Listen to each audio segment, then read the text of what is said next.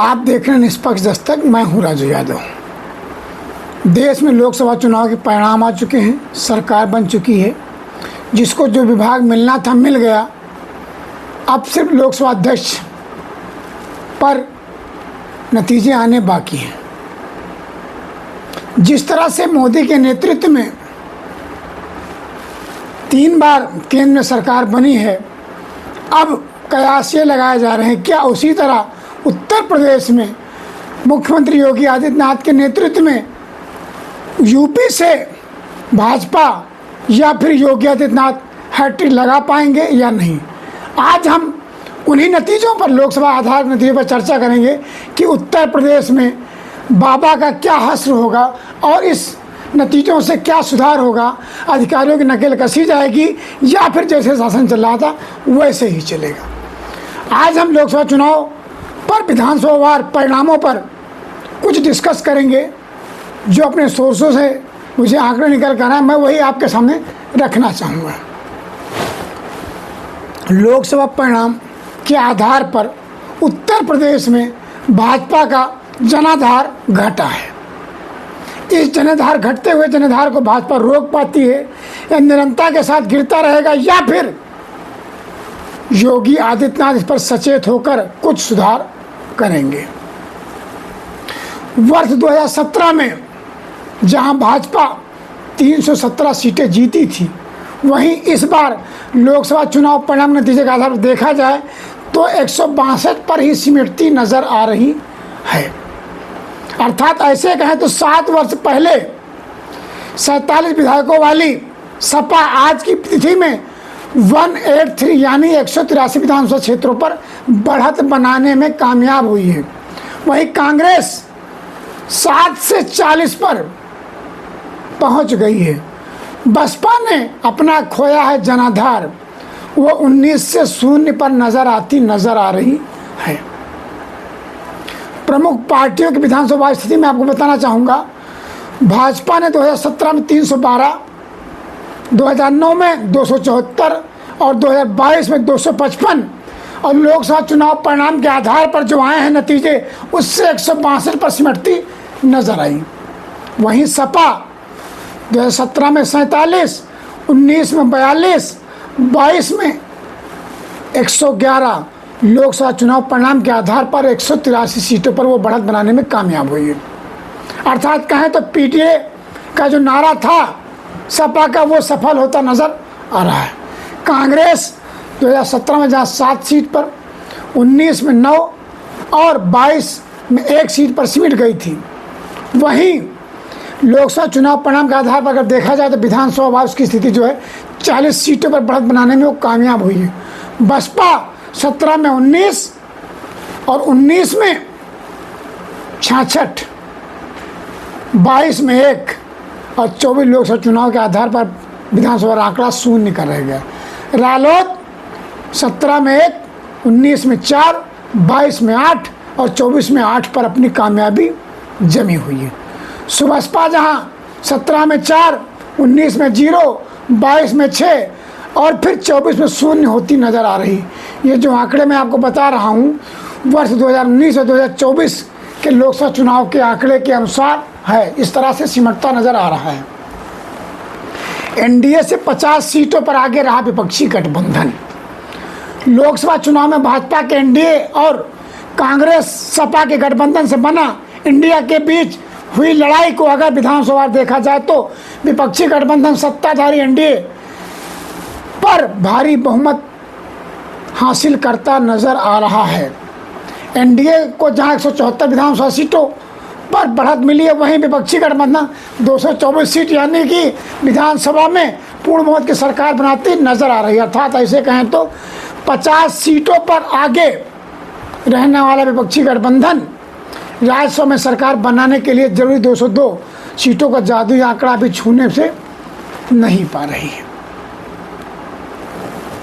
सत्यता ये है कि कहाँ पे किस दल ने क्लीन स्वीप किया है, यहाँ पर यह बात जानना बहुत जरूरी है। लोकसभा चुनाव परिणाम के आधार पर अगर विपक्षी गठबंधन ऐसे एकजुट रहा और सामाजिक सामंजस्य बनाते चलता रहा किसी तरह वाद विवाद नहीं हुआ तो फिर आगामी वर्ष में होने वाले विधानसभा चुनाव में परिणाम के नतीजे कुछ अलग होंगे। अगर यथास्थिति बनी रही तो कहीं ना कहीं ये उत्तर प्रदेश में योगी सरकार को रोकने में कामयाब होते नजर आ रहे हैं। ये मेरा कहना नहीं है, ये लोकसभा चुनाव के आंकड़ों के आधार पर मैं ये बात आपको बता रहा हूँ। उत्तर प्रदेश में 23 लोकसभा सीटें ऐसी हैं जहां पर सभी विधानसभा सीटें एक ही दल की झोली में गई हैं। जनता ने एक ही दल को सारी लोकसभा सीटें लोकसभा चुनाव में दे दी हैं। इससे आंकड़ा लगाना और कयास लगाना भी मेरा कर्तव्य था, जो मैंने लगाकर आपके सामने प्रस्तुत कर रहा हूं। यानी यहां पर उन्होंने क्लीन स्वीप किया है। सर्वाधिक 11 सीटों पर सपा, 7 सीटों पर भाजपा, 3 सीटों पर कांग्रेस और एक सीट पर रालोद और आज़ाद समाज पार्टी ने सभी सीटों पर जीत दर्ज की है। वर्ष 2022 के विधानसभा चुनाव में जौनपुर की 5 विधानसभा सीटों में से 2 सीट भाजपा, 1 सीट उसकी सहयोगी निषाद पार्टी के पास थी। सपा के पास 2 सीटें थीं। यहाँ इंडिया गठबंधन ने सपा के बाबू सिंह कुशवाहा ने 5 सीटों पर फतेह हासिल की है। यानी भाजपा या उसके सहयोगी दल से सारी सीटें जीत ली है। स्थिति यह है, विधानसभा चुनाव में रॉबर्ट्सगंज की 5 विधानसभा सीटों में भाजपा की झोली में थी। अब लोकसभा चुनाव में ये 5 सीटें सपा ने छीन ली है। विधानसभा चुनाव में रायबरेली में कांग्रेस का खाता नहीं खुला था। 4 सीटें सपा व 1 भाजपा के पास थी, लेकिन लोकसभा चुनाव में सपा के साथ मिलकर कांग्रेस लड़ी तो राहुल गांधी ने रायबरेली की 5 विधानसभा सीटों पर बाजी मार ली। इसीलिए राहुल की बाहें अब खुली नजर आती। अमेठी में 5 विधानसभा सीटों में से 3 पर भाजपा व 2 पर सपा का कब्जा था। यहां से कांग्रेस के किशोरीलाल शर्मा ने सभी सीटों पर बढ़त हासिल की है। विधानसभा चुनाव में एक भी सीट ना जीतने वाली कांग्रेस ने बाराबंकी में भी सभी 5 सीटें पर फतेह हासिल की है। घोसी लोकसभा सीट पर अल्पसंख्यक कल्याण मंत्री ओम प्रकाश राजभर के बेटे अनिल राजभर सुबसपा से मैदान में थे। यहाँ 5 विधानसभा सीटें सपा के राजीव राय ने जीत ली है, जबकि इस लोकसभा में ओम प्रकाश राजभर के बेटे को मंच पर उत्तर प्रदेश के डिप्टी सीएम ब्रजेश पाठक ने घुटनों के बल ला दिया था। अर्थात घुटनों के बल आकर ओम प्रकाश राजभर के बेटे अनिल राजभर ने माफी मांगी थी, लेकिन सर्व समाज को दया न आई और बैकवर्ड घुटने पे आया। अंततः परिणाम यह हुआ, उसे हार का मुंह देखना पड़ा, अर्थात कहें तो बुरी तरह बेइज्जत होना पड़ा। विधानसभा की सारी सीटें सपा ने हथिया ली। अब सपा के राष्ट्रीय अध्यक्ष अखिलेश यादव ने यहां 5 सीटों पर जीत दर्ज की। कन्नौज में 4 सीटें भाजपा जीती थी और 1 सपा, लेकिन सपा सुप्रीमो ने यहां बाजी मार ली।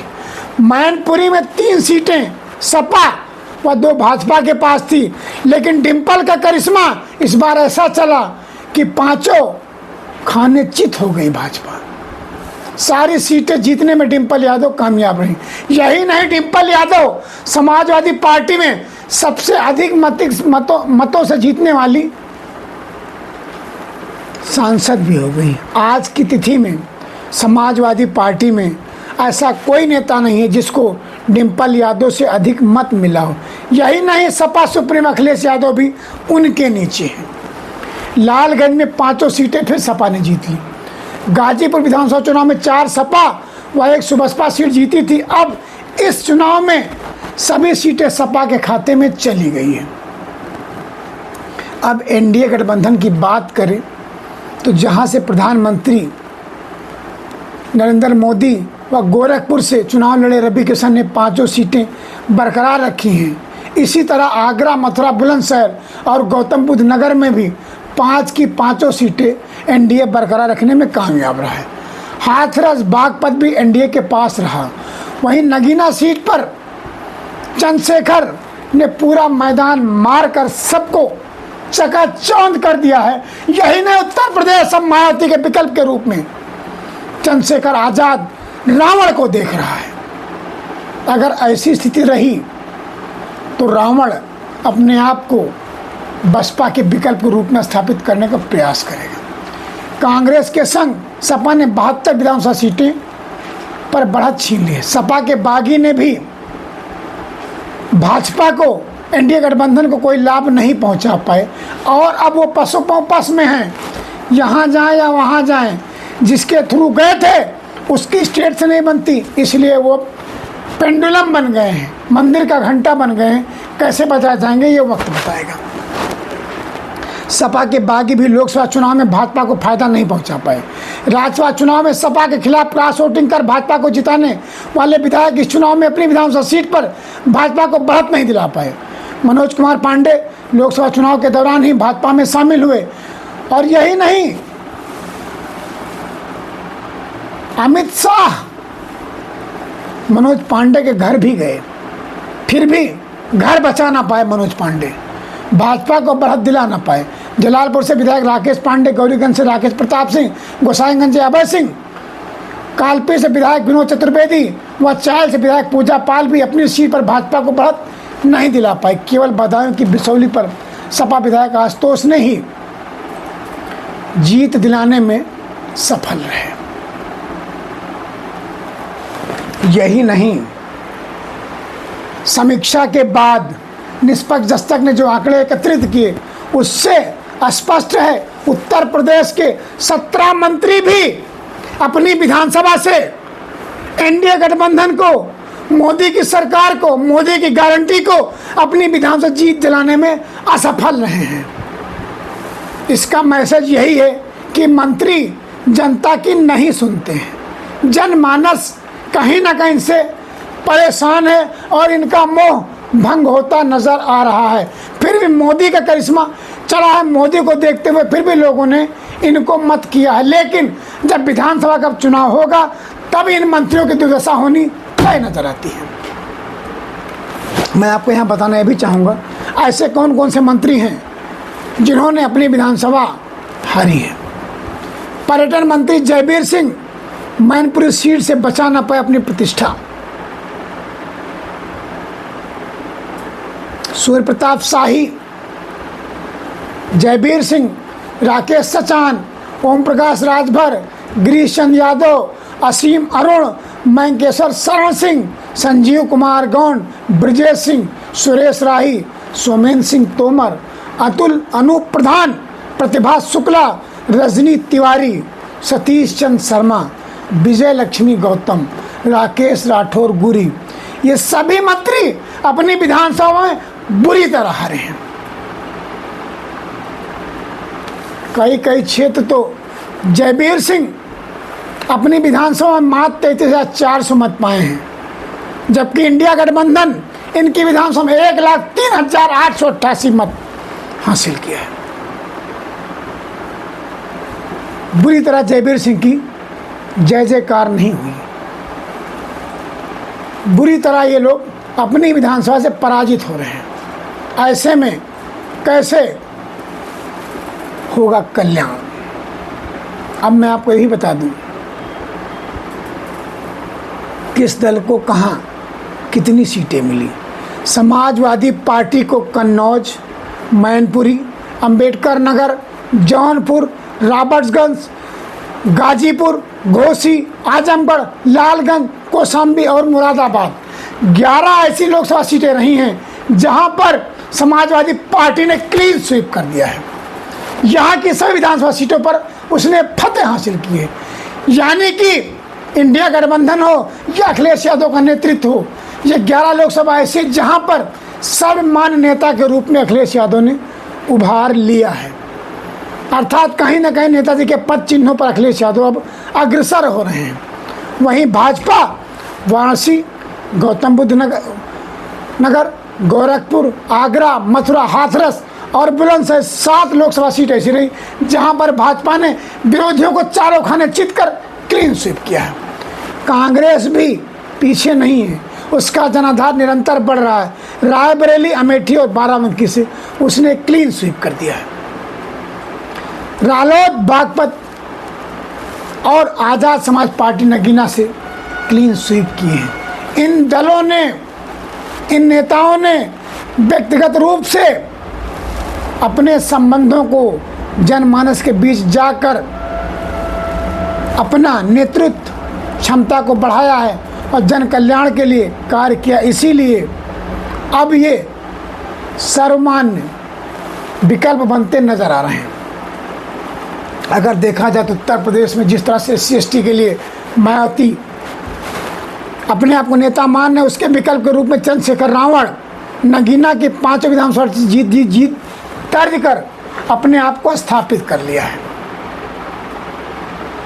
अब उत्तर प्रदेश की सरकार को उत्तर प्रदेश के अधिकारियों से, अपने विधायकों, मंत्रियों से और आम जन से बराबर सामंजस्य संवाद के जरिए संबंध स्थापित करना पड़ेगा।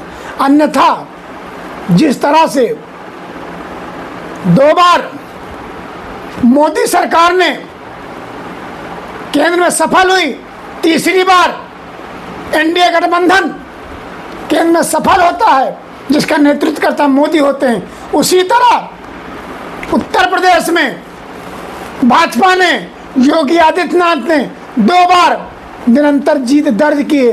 अगर संवाद, संबंध और मिलन जनता से नहीं करेंगे तो तिबारा हैट्रिक लगाने में भी इनको संकट का सामना करना पड़ सकता है। बाकी उत्तर प्रदेश की खबरों को देखने के लिए आप निरंतर देखते रहिए निष्पक्ष दस्तक राजू यादव के साथ। आपको मेरा वीडियो कैसा लगा है कृपया कमेंट्स कर जरूर अवगत कराएगा, जिससे कि मेरा मनोबल बढ़ सके और मैं नई खोज लाकर आपके सामने प्रस्तुत करता रहूं। धन्यवाद।